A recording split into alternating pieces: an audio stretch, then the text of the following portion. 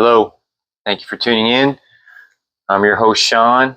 Welcome to part 2 of doing some modifications to this really nice Ibanez Roadstar II bass. So the first thing we're going to do is we let the neck sit for 24 hours, and we're going to make sure that it hasn't twisted, that it's still flat, and that looks pretty dead flat still. I think we're going to be okay. So what we need to do is we need to go ahead and level and recrown these frets. You guys have seen me do this on several occasions if you've watched any of my videos, but let me just walk you through it.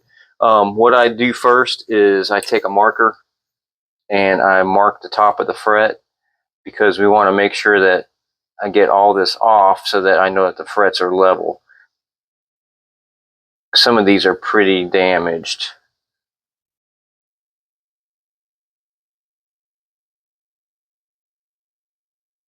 And it just takes a minute, you know.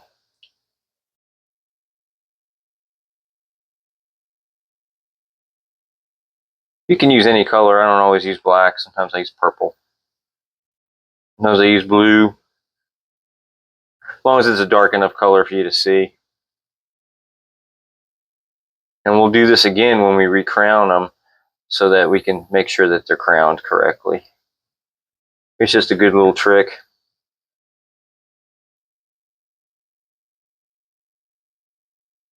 I took the pick guard off too. And I'd rather do the fret work before the pickups are in. That way you don't get any metal filings or any filings from the 4/0 steel wool in the pickups. I've never had a problem with that. I mean, as far as it hurting them, I think it probably could, but I've never had the issue. I just don't like pulling it off the pole pieces. And this fretboard's kind of gross. This whole base is kind of gross, so we're going to clean it up, but no reason to clean it until after we do this. All right, so this is how you start. I say any type of magic marker works fine. And let me show you what I use to level these frets. I generally take this is just a level, and it's nice and flat, and I use some two-sided tape, and I put some this is some 320 grit sandpaper on it, and I use this as my to level the frets. Works fantastic. This is what I use on basses. I have a smaller one I use on guitars. Just got to be careful you don't knock the nut out. But super simple. You don't need to put any pressure on it, really. Just light. And you just want to go back and forth like this. There's no real reason to protect. I mean, some people tape off the fretboard. There's no real reason to. It's not going to touch the fretboard. Just go back and forth until you get them level, basically. It doesn't take too long. And once, basically, for the most part anyway, once you have all of the marker off, they'll be level. They'll be flat on top, but they'll be level, and that's what you want. You want to get these divots out.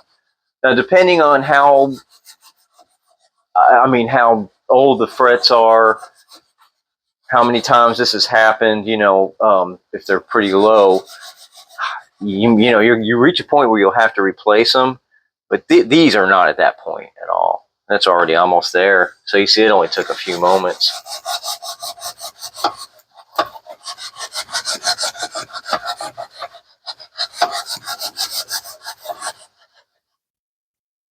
You can use 220 on this too. I generally use 320, but if you're not, if you don't do it often, I would suggest going with the 220, because it gives you some leeway. And I want to make sure they're not sharp on the edges, which they really aren't. So we'll kind of later on roll these edges too on the fretboard a little.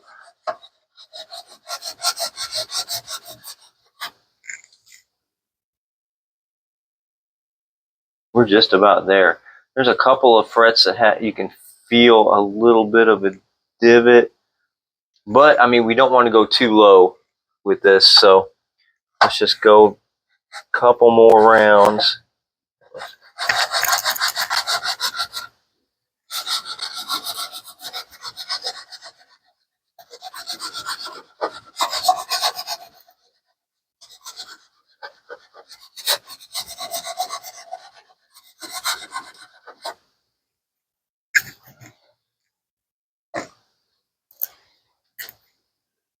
Yeah, it's looking pretty good. Looking pretty good.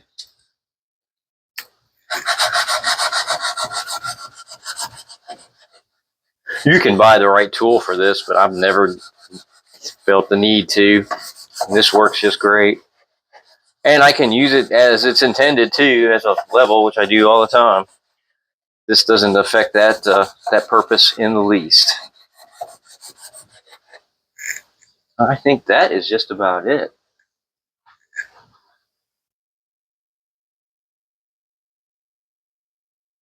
All right, so what I do from here is I'm going to get a different color because this one isn't marking too well.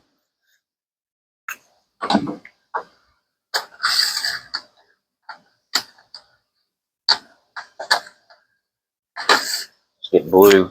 I'm going to mark these again. Yeah, those are nice and level.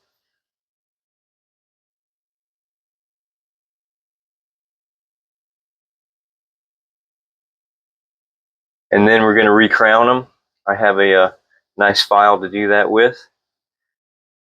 You can actually make a file to do it. I might put that in a video at some point, but a recrowning file, they're not very expensive. I think they're well worth it. They make it so much quicker and easier. Some people prefer to use different types of files. I'll show you the type that I use. But again, we just want to do this, and what we want to see is this marker line to be really thin, because we want each one to be crowned appropriately. And these frets have a lot of life in them, so that's great. That is great.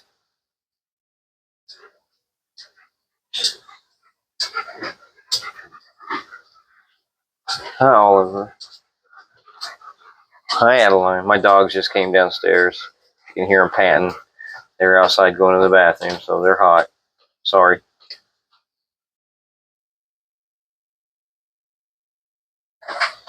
They like to be wherever I am. All right, so here we go. We're done with that.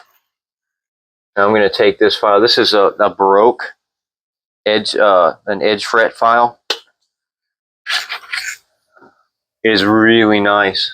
You can see that, but it has 3 different sizes, and it's smooth, so it won't hurt the fretboard at all. And you just got to find the right size,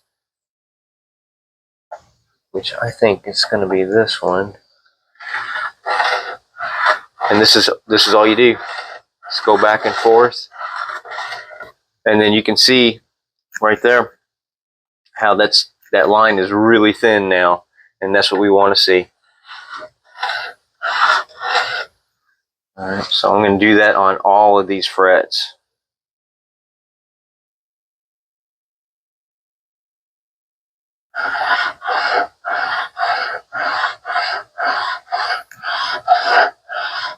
And again, you don't have to use a lot of force with this. I mean, the file does it for you. And this one is a diamond type file, so it does file forwards and backwards.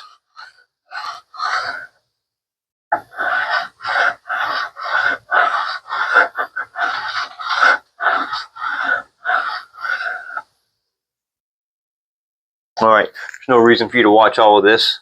Take me just a moment, and I'll be right back to you. Okay, I'm to the end now, and sometimes it gets a little tricky when you're in these higher frets. So I'm going at it from this angle, and I have a piece of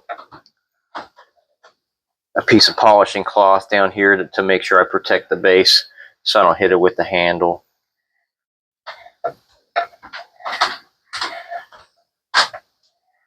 And it's like that on almost any type of bass or guitar. You'll reach a point when you're up in the higher frets where it's difficult to get a good angle on the fret with your file.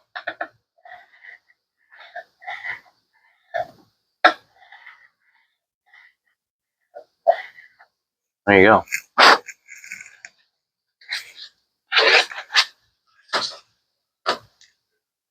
I think this is about a $30 file. It seems like it's about what I paid, maybe even a little less. Again, well worth it, even if you're just going to work on your own stuff. So I don't know if you can see here, but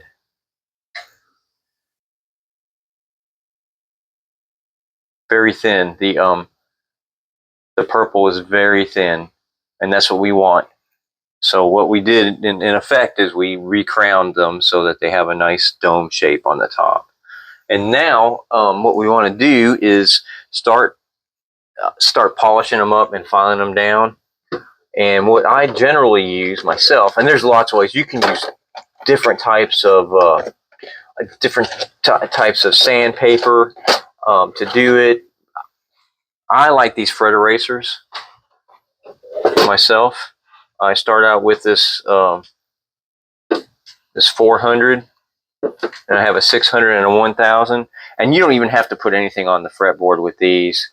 They won't hurt the fret. Matter of fact, you can use these to clean the fretboard. I do all the time. And just kind of go back and forth on each one of these frets. And you can see that's going to take off all the rest of your marker. And there's just a tiny little bit of divot right there. It's not going to affect the playing. It'll probably polish out, but I didn't want to go too low with these because, you know, I mean, we want a lot of fret life and we want them to be tall enough to play well.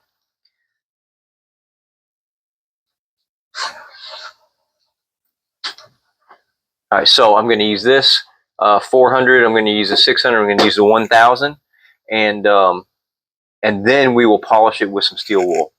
Hang tight. Okay, I'm going to hit them with the 1000 fret eraser now, and then we're going to hit them with the 4/0 steel wool, and that'll really bring them up to a nice shine. And this is just a good process. I like the fret erasers; they're safe. And also, what I've been doing after I'm done, I've been going along the edges to make sure that there aren't any sharp areas, any fret sprout, and there really wasn't anyway. Ibanez are known to have kind of wide frets, so just something to be aware of. It's especially Ibanez basses and guitars from the 70s and 80s. But there's not much to do here. Once you get to the 1000, they're pretty well cleaned up.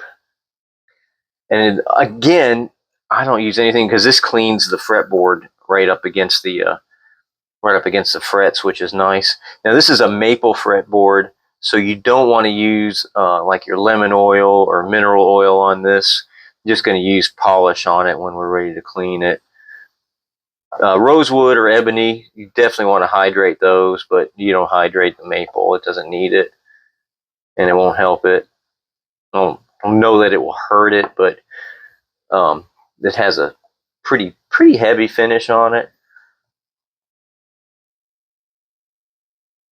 But this is in incredibly good shape, you know, for being as old as it is. I'm glad that the neck held out okay. I was a little worried. I mean, it just had a tiny bit of a twist, but it seemed like it was just over tightened, and that put it in a little bit of a bind. So I just took all the pressure off it, all the tension off it, I should say, and left it for a little over 24 hours, and it seemed to do it. I mean, those already look really good. Those would play good right now, but we want to make them nice and smooth and shiny. Mainly smooth for the playing aspect, not so much for the aesthetic aspect, but hey, why not get both, right? So I do use these, and they're just basically guards.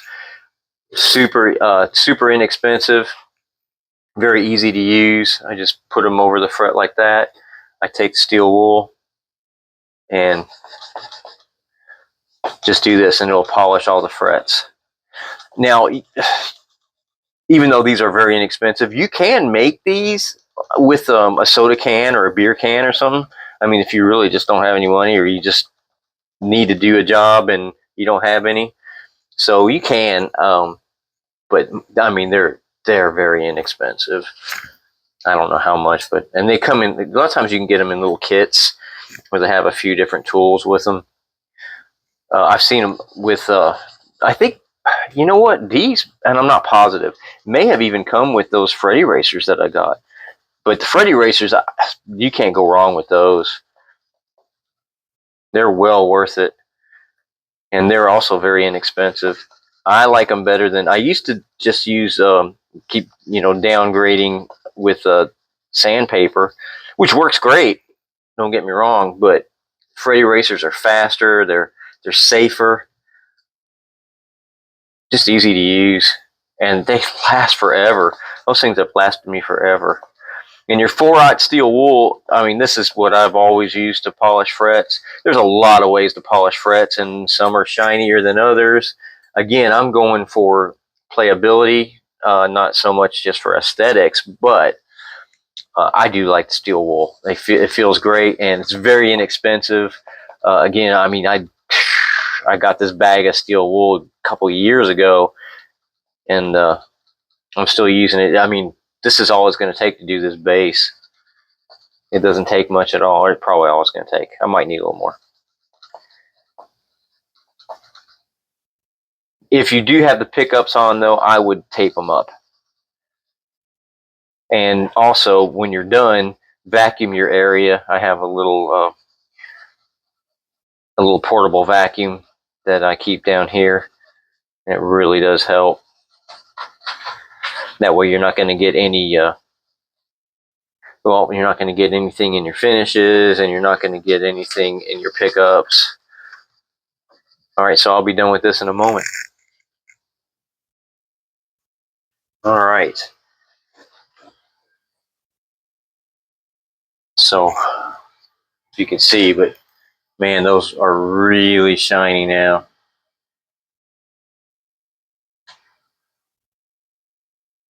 They feel nice. All right, so if you're wearing headphones, be aware I'm going to use this vacuum real quick.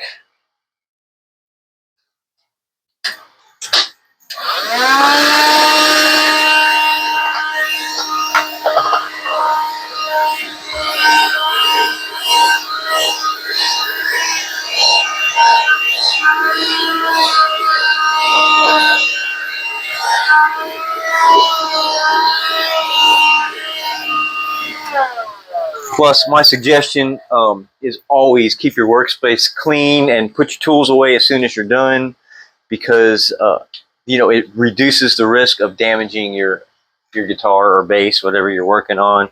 Because it's easy to do if you have a tool sitting around. So I'm going to move all of this stuff right now because I'm not going to be using it. And what we're going to do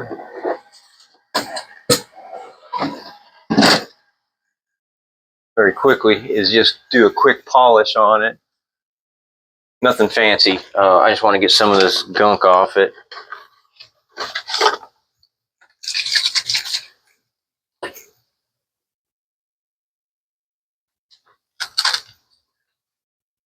Man, everything sticks to these microfiber claws. But they're fantastic for cleaning. I generally spray, I like this Dunlop Formula 65. It just works really well. I generally spray it on the rag itself.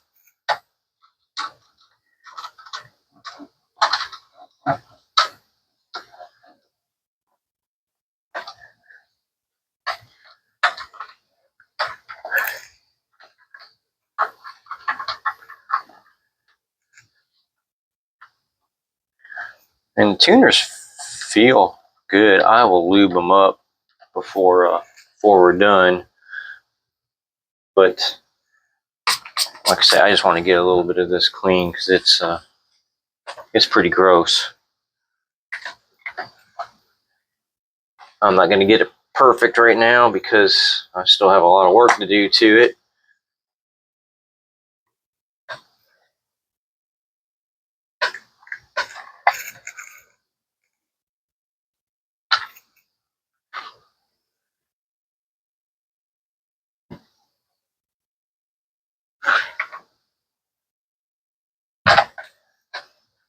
All right.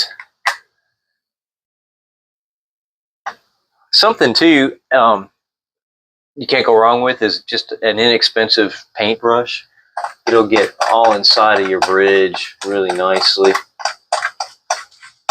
and it works well for your headstock when you have strings on too. Just a nice little trick.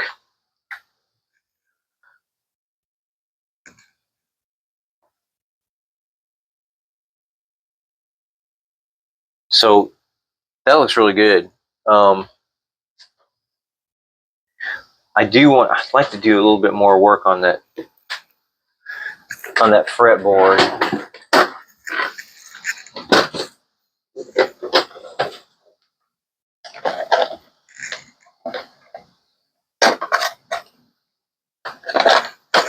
I'm just going to take this 1000 and just clean this fretboard some.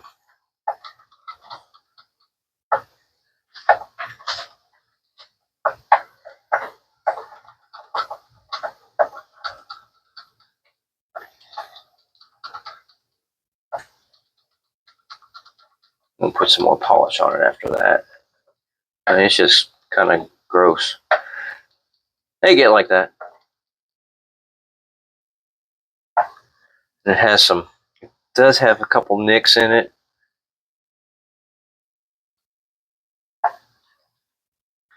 And one thing too, I mean, you can use steel wool on your fretboard to polish it up some.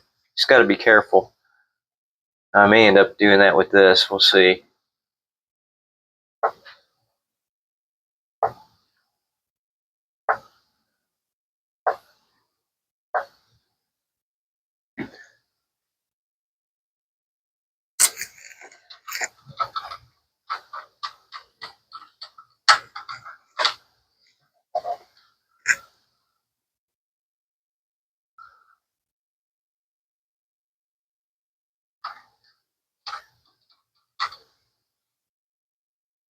Yeah, let's just try a little.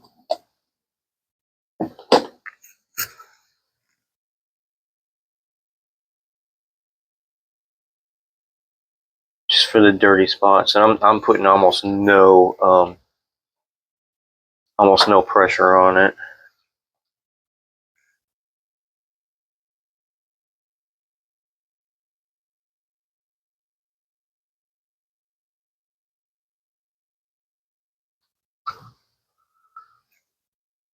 All right, I think that's good.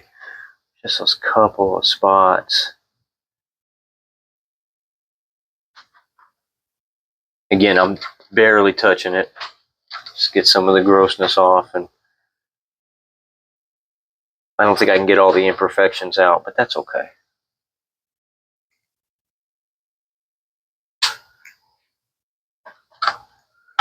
Yeah. All right. So that is it for today.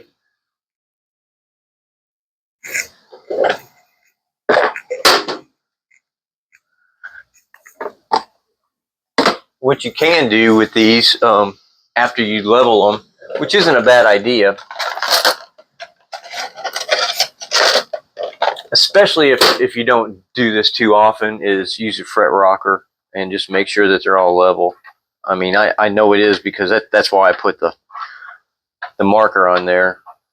But you can see this is all nice now. These fret rockers are nice too. That way, if you just have like one high fret, you can fix it. You can find it really easily. Oh yeah, this is great.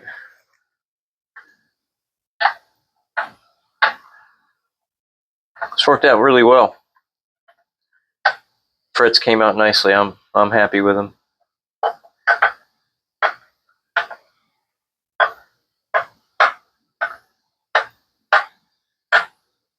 Oh yeah, perfect. All right. Let's just for fun, let's check and see what this radius is. I'm thinking it's about a 9.5. Yeah, maybe a 12. Oh, no. Hold on. Go back to 9.5. Ooh, that's pretty close. Hang on. Might be a little bit more rounded than that. Surely it's not 7.5 or 7.25, but let's try. It is 7.25. That's some old school specs. All right, good to know. So we'll make sure that we set it up at 7.25 when we put strings on it and stuff.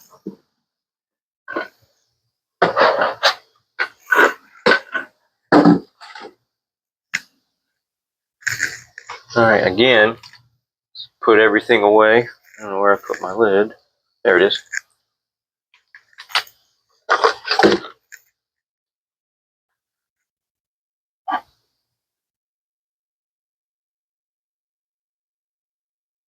There she is. Cleaned up a little, not too much. Please like, subscribe, tell your friends. Listen to Rifle every day.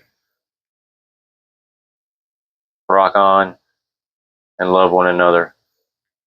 See ya on part 3.